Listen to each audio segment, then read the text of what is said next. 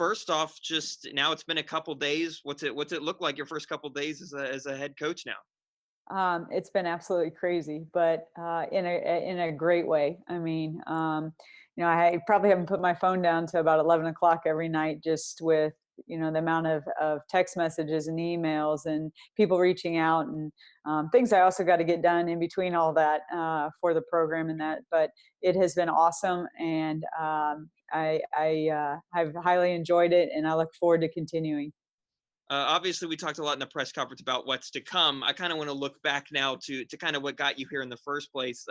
Going back to your days playing at Truman State, I mean, obviously, you had a pretty well-recorded career there. Just what was that experience like playing for the Bulldogs?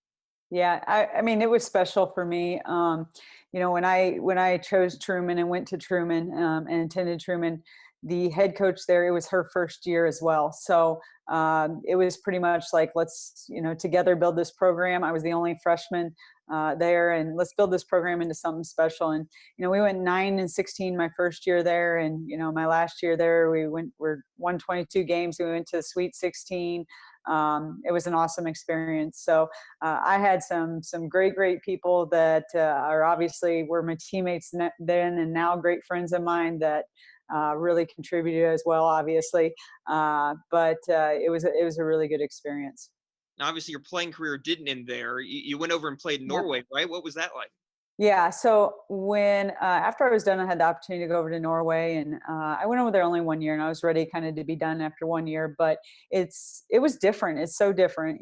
Professional basketball is more, even more like a business, where a lot of times your teammates have jobs and are not just strictly doing basketball. So it's a lot different relationships that you have over there, but it's something that I would never take back. I learned so much and had the opportunity to travel some and see new things and meet new people. It was just a really good experience.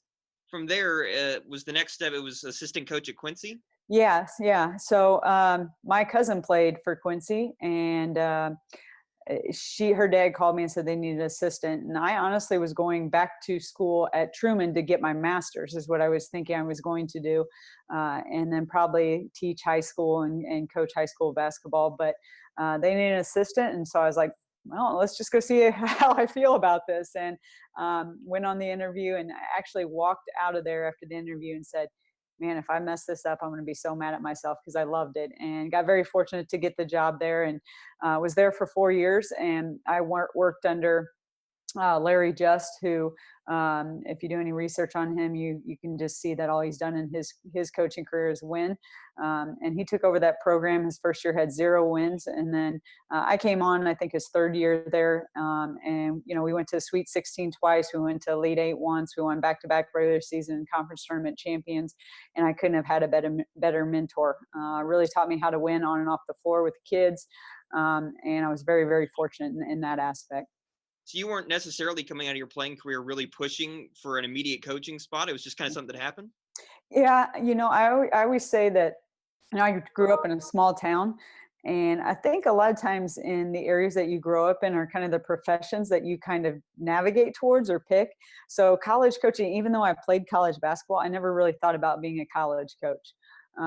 It was something that I just fell in love with after I became one. So it was like I really thought I'd coach and teach in high school. After what, 4 years then at Quincy, I guess you Mhm. got your first head coaching opportunity at St. Ambrose was the first Yep, one. What yep. was that like? So after 4 years, I took the St. Ambrose job in Davenport, Iowa, which is an NAIA school. And the first day, you always have your first coaching job. I think you always sit there on that first day after you accept and say, do I even know what I'm doing? And I really, like I said, I had a great mentor to prepare me, but I stepped into a situation where the kids really needed just some guidance and some teaching, some talent there. And in my 2 years there, we were 48-17, and we went to the national tournament my second year, and also went 14-0 in conference my second year there. And then after 2 years there, I had 26 kids, me and just a GA. And if anybody knew me at that time in my life, I ate, drank, slept basketball, and didn't really do anything outside of basketball. So I was a little tired and a little worn out, and I had an opportunity to that was presented to me to get out of coaching and to step into the business world at Walgreens and make a lot more money and work a lot less hours.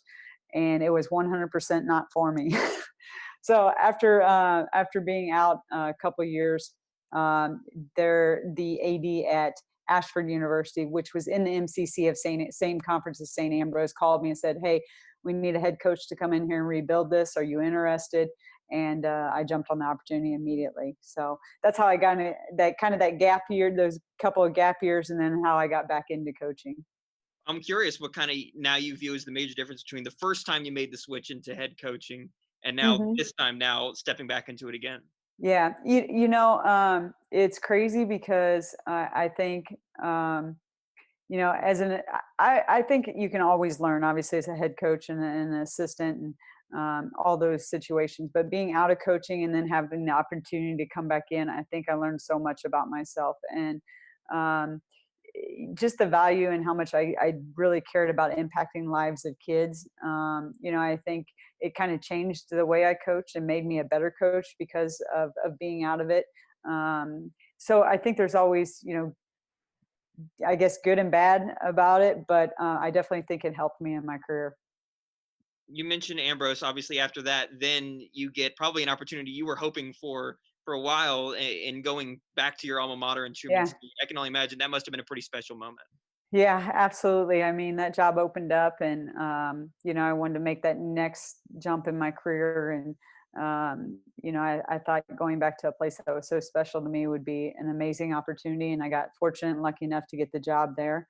And, I stepped right in and again, stepped into some kids that were pretty talented when I got there and just had to continue to do what we were doing and continue to strive to get kids in there to take to the next level. And take it the next level you did. I mean, in 6 seasons now, you're the career wins leader as a coach for that school. Just it's a pretty special career to be able to have at your alma mater.